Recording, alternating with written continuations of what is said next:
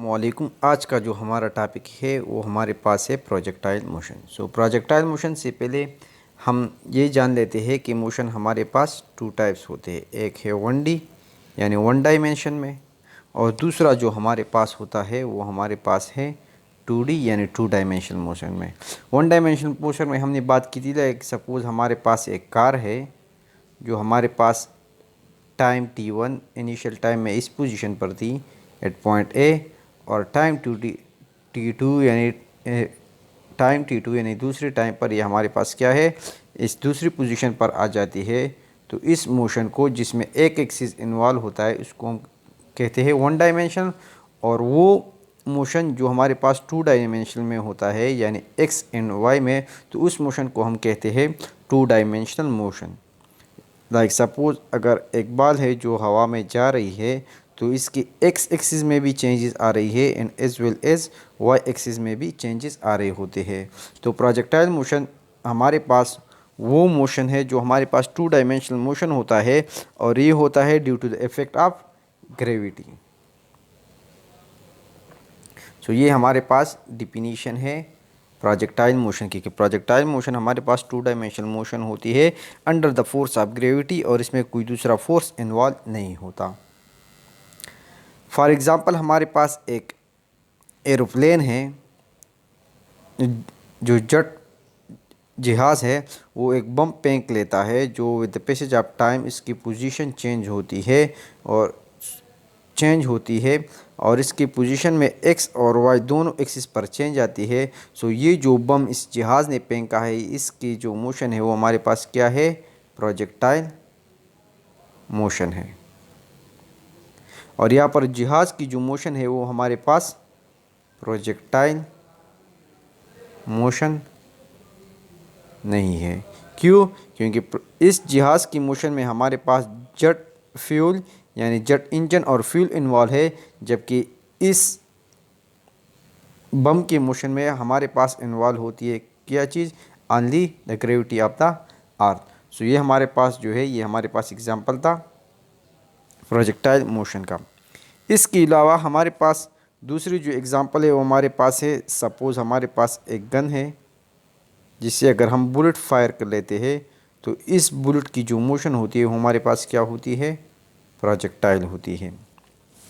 इसके अलावा अगर हम बो से एरो खींच लेते हैं तो ये एरो की जो मोशन होती है वो हमारे पास क्या होती है, ये भी हमारे पास प्रोजेक्टाइल होती है। इसके अलावा एथलेटिक जब हमारे पास कोई बॉल फेंक लेता है to hit a strong position, तो वो भी हमारे पास क्या होता है, इसकी जो मोशन होती है वो भी हमारे पास टू एक्सिस होती है and under the force of gravity. इस वजह से ये भी हमारे पास क्या है, प्रोजेक्टाइल मोशन है। या एक क्रिकेट में जब एक फील्डर जो है, जब क्रिकेट में फील्डर बॉल फेंक देता है टू हिट द विकेट्स और थ्रो कर लेता है अनदर प्लेयर को, सो इस बॉल की जो मोशन होती है वो भी हमारे पास क्या है, टू एक्सिस में होती है and under the force of gravity. ये भी हमारे पास क्या है, ये हमारे पास है projectile motion. These were common example of projectile motion. अब प्रोजेक्टाइल मोशन को पढ़ते हुए हम कुछ एजम्पशंस कर लेते हैं। एजम्पशन इन प्रोजेक्टाइल मोशन। सबसे पहले जो एजम्पशन है वो ये है कि हम इग्नोर करते हैं एयर रेजिस्टेंस को, हम इग्नोर कर लेते हैं, एयर रेजिस्टेंस इग्नोर। जो एयर रेजिस्टेंस हमारे पास होती है उसको हम इग्नोर कर देते हैं। दूसरा हमारे पास जो है, जो अर्थ कर्वेचर है, अर्थ सरफेस का जो कर्वेचर है, इसको हम क्या कर लेते कहते हैं, इसको हम सपोज कर लेते हैं नेग्लिजिबल, यानी जो अर्थ सरफेस है हमारे पास इसको हम स्ट्रेट कंसीडर कर लेते हैं in case of car. Third जो एजम्पशन हम कर लेते हैं कि अर्थ जो रोटेट कर लेती है अपने पोजीशन पर, ये रोटेशन को हम क्या कर लेते हैं, इसको भी हम नेग्लिजिबल कंसीडर करते हैं। जो अर्थ रोटेशन हमारे पास है ये भी हमारे पास क्या है, negligible in case of projectile. Now the fourth in last in important जो है कि ट्रेजेक्ट्री जो है, all points of the trajectory जो होती है प्रोजेक्टाइल मोशन की, उसमें एक्सेलरेशन जो है उसकी डायरेक्शन और जो मैग्नीट्यूड है दोनों कांस्टेंट होती है। यानी ग्रेविटी की मैग्नीट्यूड जो हमारे पास 9.8 है एज वेल एज इसकी डायरेक्शन जो हमारे पास डाउनवर्ड होती है, ये दोनों हमारे पास क्या होती है, ये दोनों हमारे पास कांस्टेंट होती है।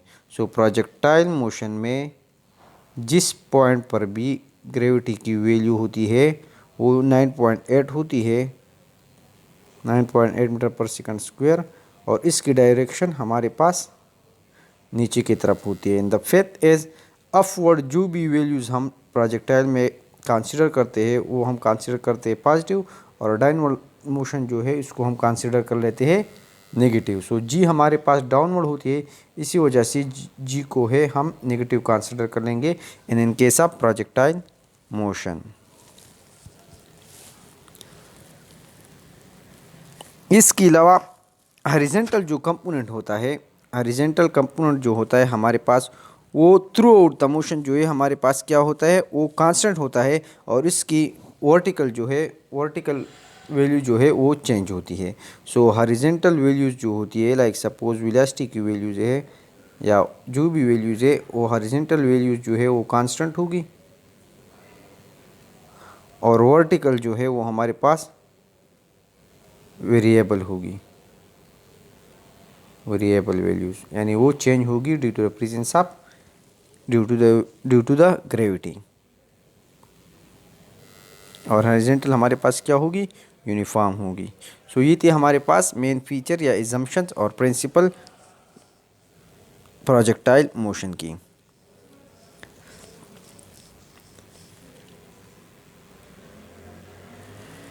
अब बात कर लेते हैं प्रोजेक्टाइल मोशन की।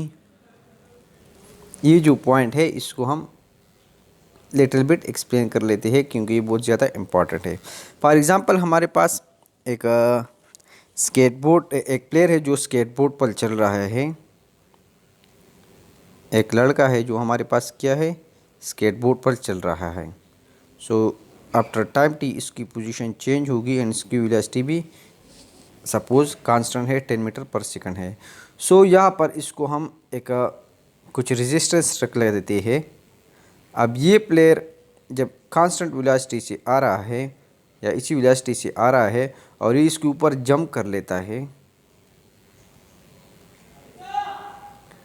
और ये स्केटबोर्ड जो है ये इस रेजिस्टेंस के नीचे चला जाता है, तो ये बंदा आकर इस स्केटबोर्ड पर जो है दोबारा खड़ा हो जाता है। तो इससे क्या होता है, इससे क्या प्रूफ होता है, इससे प्रूफ होता है जो ये जो मोशन है प्लेयर और स्केटबोर्ड की जो हॉरिजॉन्टल है, ये हमारे पास क्या है, ये हमारे पास कांस्टेंट है क्योंकि एक ही टाइम पर प्लेयर आकर उसी स्केटबोर्ड पर खड़ा हो जाता है। और वर्टिकल जो है चेंज होती है क्योंकि टॉप पर जो है इस बंदे की जो वेलोसिटी होती है वो चेंज होती है, और नीचे जो होती है वो हमारे पास ऊपर वाले से तब्दील होती है, बदल होती है। सो इस ये हमारे पास था सिंपल सा एग्जांपल। अब कुछ इम्पोर्टेंट पॉइंट्स है, यानी रेंज, टाइम, हाइट, ये सब चीज़ें जो है ये हम प्रोजेक्टाइल के लिए फाइंड करते हैं। सो सबसे पहले हम फाइंड करते हैं टाइम ऑफ प्रोजेक्टाइल या टाइम ऑफ फ्लाइट।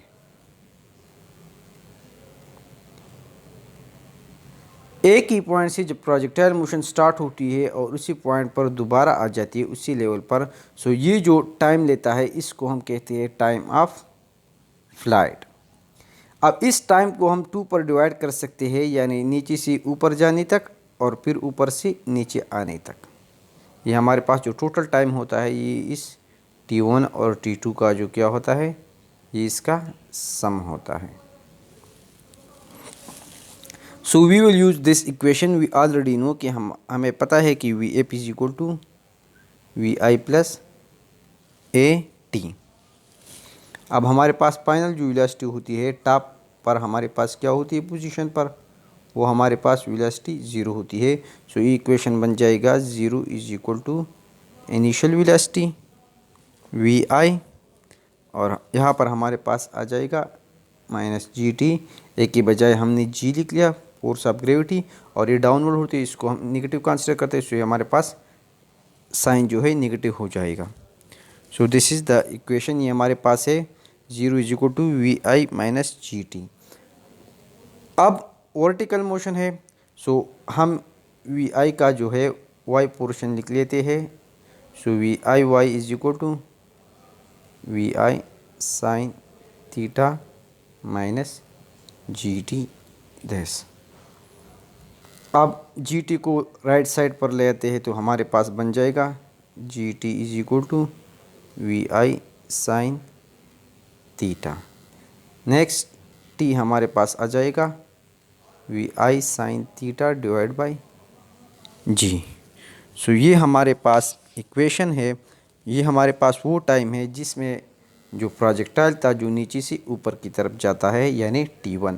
अब टोटल टाइम क्या होगा, ये इसकी डबल होगा, क्योंकि जितना टाइम ऊपर जाने में लगेगा उतना टाइम नीचे आने में लगेगा। सो ओरिजिनल टाइम जो है वो इस t का डबल होगा। सो हमारे पास इक्वेशन कुछ इस तरह बनेगा 2vi sine theta divide by ji. So ये हमारे पास इक्वेशन है for the time of flight. इसको हम, ये जो वी आई साइन थीटा है, ये हमारे पास इनिशियल वेलोसिटी का वर्टिकल कंपोनेंट है। सो इसको हम इस तरह भी लिख सकते हैं कि 2vi divide by ji. So time हमारे पास 2vi डिवाइड बाई जी के बराबर है, where v y is the vertical component of the initial velocity.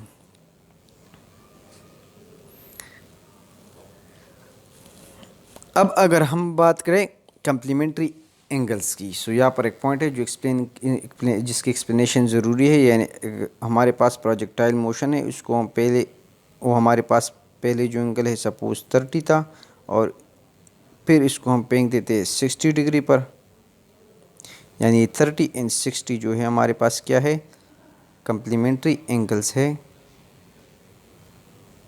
Complementary angles. So सबसे पहले what are complementary angle? Complementary angles वो एंगल होते हैं जिसका सम हमारे पास 90 के बराबर हो। Angle theta and plus theta dash are complementary angles if their sum is 90। So suppose अगर हमारे पास ये 30 हो, सो इसके साथ अगर हम 60 ऐड कर ले तो ये हमारे पास 90 बन जाएगा। सो ये 60 इन 30 आर कम्प्लीमेंट्री एंगल्स। सो अगर आपको कहा गया हो कि एक प्रोजेक्टाइल है, उसको हमने फेंका है, उसका जो एंगल है वो है 30, और फिर हमने फेंका है उस प्रोजेक्टाइल को at the angle of its complementary यानी 60, तो इसकी रेशियो क्या होगी? तो हमारे पास कुछ इस तरह से आ जाएगी कि T1 हमारे पास सपोज एक एंगल है और T2 हमारे पास इसका कम्प्लीमेंट्री एंगल है। तो इसके अगर हम रेशियो पॉइंट करेंगे तो ये हमारे पास बन जाएगा 2vi sine theta divide by ji divide by 2vi sine theta 2 divide by G. इसको हम कम्प्लीमेंट्री एंगल को हम इस तरह भी लिख सकते हैं कि 2vi sine theta divide by ji divide by 2vi sine 90 minus theta dash minus theta sorry divide by ji. So ये जो एंगल है इसको थीटा डैश इसको इस तरह भी लिख सकते हैं, जो पहला एंगल होता है। सो इसके बजाय मैंने ये हमारे पास आम एंगल और ये हमारे पास इसका कम्प्लीमेंट्री एंगल हो गया। सो ये हमारे पास कुछ इस तरह का इक्वेशन बनेगा, sine theta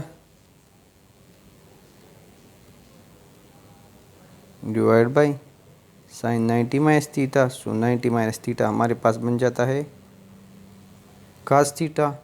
so sine theta divide by cos theta हमारे पास क्या है, वो हमारे पास बराबर है टेंजेंट थीटा की। सो जो रेशियो है हमारे पास कम्प्लीमेंट्री एंगल अब पर टाइम की, वो हमारे पास बन जाती है टेंजेंट थीटा, और ये हमारे पास जो पहला एंगल होता है वो है। फॉर एग्जांपल अगर एमसीक्यूज में आए कि हमारे पास 30 डिग्री पर एक प्रोजेक्टाइल मोशन जो है वो स्टार्ट हुआ है, तो आप इसकी रेशियो पॉइंट करें तो to its of complementary angle.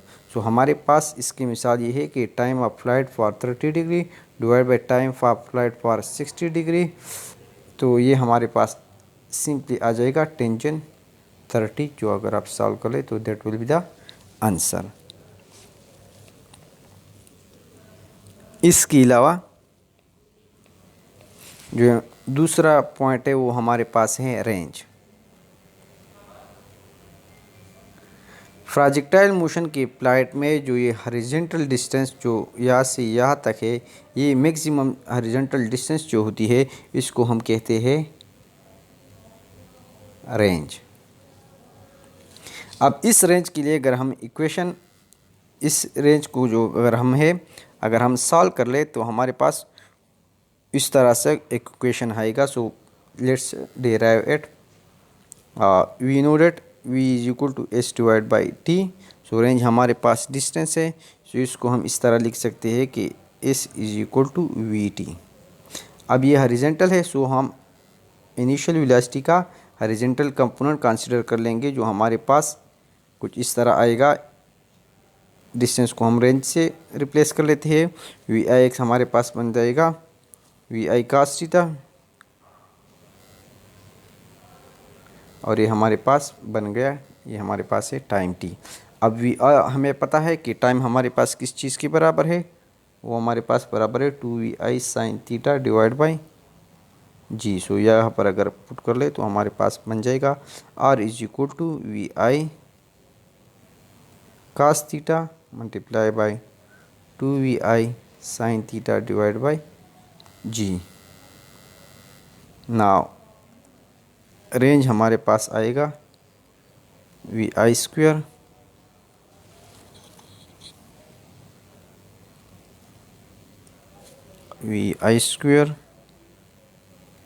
Sign 2 theta divide by G.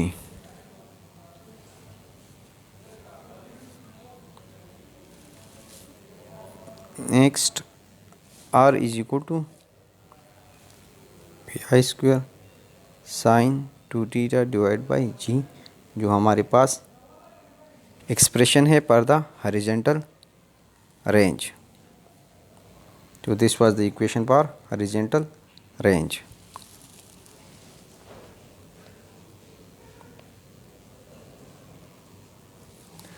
Now time की तरह अगर कम्प्लीमेंट्री एंगल्स पर हम रेंज की वैल्यूज़ कंपेयर कर लें, like R1 which is at 30 degree, so 30 degree को हम थीटा कहेंगे, और R2 which is eight 60 degree, जो हमारे पास थीटा डैश है, यानी हमारे पास बराबर है 90 माइनस थीटा की। तो ये हमारे पास दोनों कम्प्लीमेंट्री एंगल्स है। सो अगर हम इसकी रेशो फाइंड कर ले, यानी फाइंड कर ले R1 डिवाइड बाई R2, सो इसका आसान तरीक़ा ये है कि इस इक्वेशन में पहले हम 30 पुट कर ले और फिर हम 60 पुट कर ले और इसको फाइंड कर ले। सो ये हमारे पास R1 कुछ इस तरह आएगा, V I square sine 2 theta पर 60 डिवाइड बाई जी, और V I square sine 2 60 divide by ji. So G with cancel, V I square with cancel V I square, so हमारे पास बन जाएगा sine 2 into 30 divide by sine 2 into 60, और ये हमारे पास ये दोनों की वैल्यू हमारे पास हमेशा सेम आएगी। तो ये हमारे पास 1 आई। 1 का मतलब है कि R1 divide by R2 is equal to 1, so R1 is equal to R2। So complementary angle पर हमारे पास जो होता है वो हमारे पास रेंज सेम होता है। इसका मतलब है कि if we throw a projectile motion either at angle 30 or either at angle 60 degree, both will hit the same point in the range. So range same होगा अगर एंगल्स हमारे पास क्या हो, कम्प्लीमेंट्री एंगल्स हों। इसके अलावा जो रेंज का फार्मूला है, वी नो दैट रेंज हमारे पास बराबर है we I square sine 2 theta divide by G. अब ये रेंज हमारे पास मैक्सिमम कब होगी? मैक्सिमम तब होगी जब इस साइन 2 थीटा वैल्यू यानी एंगल्स की वैल्यू हमारे पास हमेशा 0 और 1 की बीच लाई करते हैं जब ये मैक्सिमम। सो मैक्सिमम कब होगी? जब इसकी वैल्यू 1 होगी। So range will be maximum at v I square, और इसकी साइन 2 थीटा की वैल्यू अगर हमारे पास 1 हो तो इसकी रेंज हमारे पास तब क्या होगी? मैक्सिमम होगी। और ये साइन 2 थीटा जो है इससे 1 तब आता है जब हम यहाँ पर लगा लें sine 45। So sine 2 multiply by 45 is equal to 90, और साइन 90 हमारे पास किस चीज़ के बराबर है? वो हमारे पास बराबर है 1 का। सो 45 डिग्री हमारे पास वो एंगल है जिस पर हमारे पास क्या होता है? रेंज मैक्सिमम होता है। सो दिस इज़ द पॉइंट, ये आप लोग याद रखें। इसके अलावा अगर हम बात कर ले कि रेंज हमारे पास इन टाइम ऑफ हाइट है, ये बहुत ही ज़्यादा इम्पॉर्टेंट है। अगर एंट्री टेस्ट में आई या जहाँ पर भी आप पूछे कि वो पॉइंट फाइंड कर ले जहाँ पर हाइट सारी रेंज जो है हाइट की n टाइम्स है। ये n1 भी हो सकता है, 2 भी हो सकता है, it can be 3n, it can be so on. So सबसे पहले ये n अगर आपको कहा हो कि आप फाइंड कर ले तो we will use this equation. अगर सबसे पहले कहे कि फॉर एग्ज़ाम्पल आप वो पॉइंट फाइंड कर ले जिस पर ये जो रेंज है ये हाइट की बराबर हो, यानी n हमारे पास क्या हो? 1 हो, तो सिंपली आपने रेंज की इक्वेशन पुट करनी है और हाइट की इक्वेशन हमने क्या करनी है? पुट करनी है। सो रेंज का इक्वेशन हमारे पास है we I square sine 2 theta divide by G, और हाइट का इक्वेशन जो अभी हमने पढ़ा है वो हमारे पास है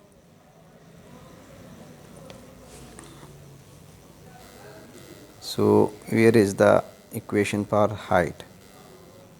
सारी इक्वेशन पर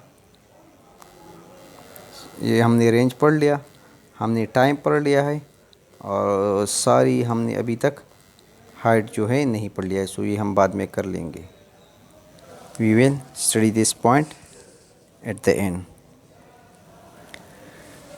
नाउ हाइट जो है वो ऑलरेडी हमारे पास बराबर है we I square sine square theta divide by 2g। ये हमने पढ़ा नहीं है लेकिन याद रखें कि this is the formula of height. So we I square both sides पर कैंसिल हो जाएंगी, g with cancel with g, यहाँ पर 2 रह गया सॉरी। और यहाँ से अगर हम थीटा फाइंड कर ले तो थीटा हमारे पास आएगा 76 डिग्री। सो याद रखें कि 76 डिग्री जो है वो हमारे पास वो पॉइंट है जिस पर रेंज हमारे पास क्या है? 45, दोनों सेम होंगे। सो दिस इज़ वेरी इम्पॉर्टेंट। इसके अलावा अगर आपको कहे कि वो हमारे पास वो पॉइंट फाइंड करे जिस पर रेंज जो है हॉरिजॉन्टल की 4 टाइम हो। सो रेंज जो है वो हॉरिजॉन्टल का 4 टाइम हो। सो दिस इज़ द हाइट, और ये जो रेंज है ये हमारे पास 4 टाइम है इस हाइट की। सो इसको सेम प्रोसीजर से सॉल्व करना है।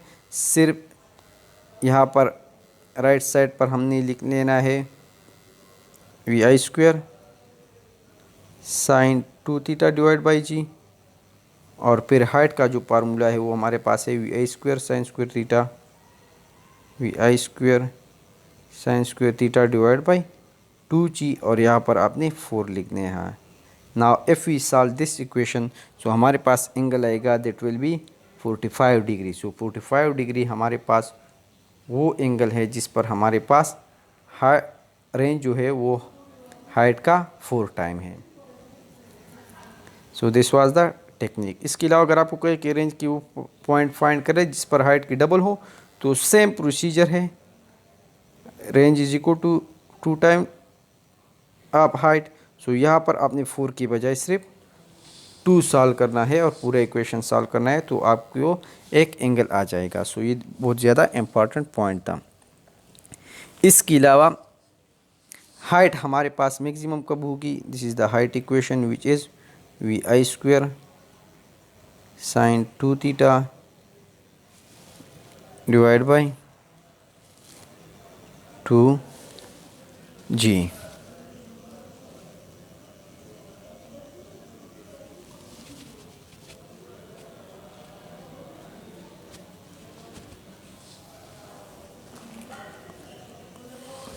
अब ये हमारे पास मैक्सिमम तब होगी जब यहाँ पर हम एंगल पुट कर लें 90 डिग्री। सो हमारे पास आ जाएगा VI² divide by 2G। So 90 degree पर हमारे पास जो है हाइट मैक्सिमम होती है। इसी वजह से अगर आप बाल अपनी ही जगह पर 90 डिग्री पर अर्थ के सरफेस के ऊपर फेंक लेते हैं तो ये मैक्सिमम हाइट पर जा लगते हैं। इसके अलावा अगर हम एंगल 10, 20, 30 रखते तो वो इतनी हाइट पर नहीं जाती। सो ये क्रिस्टल क्लियर है कि 90 डिग्री पर जो है बाल जो है या एनी अदर प्रोजेक्टाइल मोशन वो हमारे पास की हाइट मैक्सिमम होती है। जब यहाँ पर आप 90 डिग्री पुट कर लेंगे तो sin² थीटा की वैल्यू हमारे पास ऑलरेडी 1 आ जाएगी। So this was all about the height. अब समरी जो है वो हमारे पास कुछ इस तरह से आ जाएगी।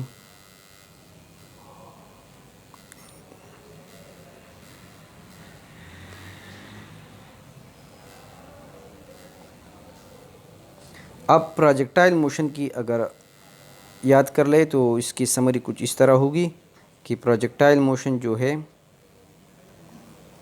Late me select pen. Projectile motion की अगर हम समरी बयान कर लें तो this is 2 dimensional motion under the force of gravity. इसके अलावा इसमें जो अपवर्ड जो वैल्यूज होती है वो हमारे पास पॉजिटिव लेते हैं, हम कंसिडर करते हैं। नेगेटिव जो डाउनवर्ड जो वैल्यूज होती है उसको हम नेगेटिव। हॉरिजॉन्टल जो वैल्यूज होती है वो हमारे पास यूनिफॉर्म होती है। अपवर्ड जो वैल्यूज होती है वो हमारे पास वेलोसिटी की वैल्यू यानी वो वेरिएबल होती है इन दैट दीज चेंजेस। सो इसके अलावा हमने बात की कि रेंज और हाइट जो है वो तब बराबर होगी जब एंगल 76 डिग्री पर होगा, और रेंज जो है वो 4 टाइम ऑफ हाइट की तब होगी जब हमारे पास एंगल 45 डिग्री होगा। इसके अलावा हमने बात की कि हाइट हमारे पास मैक्सिमम होगा eight the angle of 90 degree. Range हमारे पास मैक्सिमम होगा eight the angle of 45 degree. Range की जो वैल्यूज़ है वो पर कम्प्लीमेंट्री एंगल्स हमारे पास क्या होगा, दोनों के बराबर होगा। इसके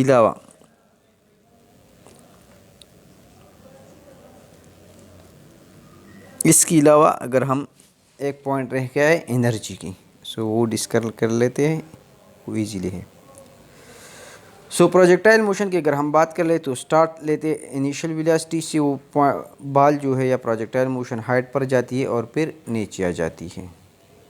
सो ये हमारे पास एग्जांपल है नॉर्मल प्रोजेक्टाइल मोशन का which is in both x and y axis. अब यहाँ पर अगर हम देख ले कि जो टॉप पर जो वैल्यूज़ होती है वो हमारे पास जो है वर्टिकल कंपोनेंट जो है वो 0 हो जाता है, और हमारे पास जो है सिर्फ हॉरिजॉन्टल कंपोनेंट जो है अब वेलोसिटी की रह जाती है।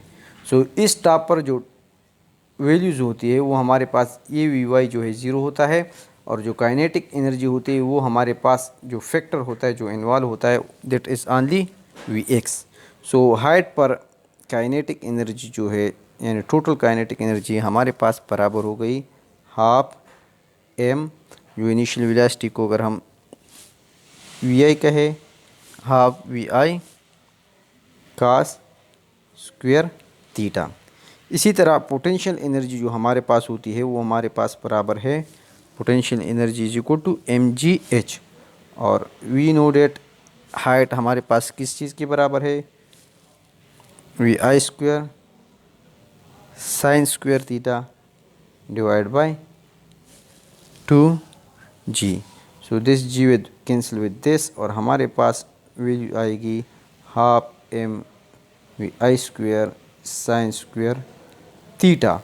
अब law of conservation of energy के मुताबिक टोटल जो एनर्जी है वो हमारे पास बराबर होगी kinetic energy plus potential energy.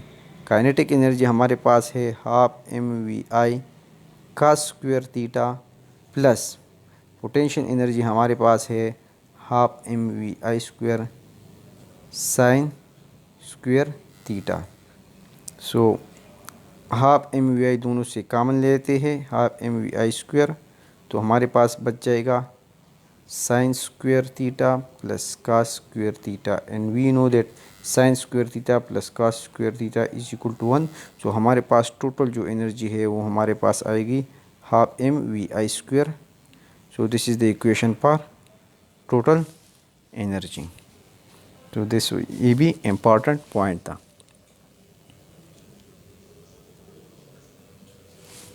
So this was all about projectile motion.